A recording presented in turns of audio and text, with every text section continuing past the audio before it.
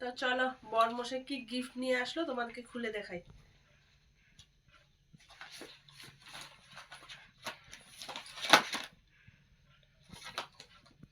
তো এই যে দেখো, তো চলো এখন আনবক্সিং করব।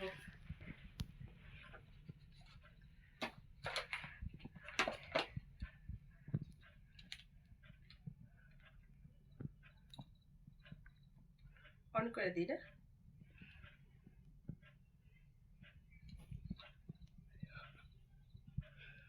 এই যে দেখো কেমন হয়েছে কালারটা বলবা। আর সাথে আছে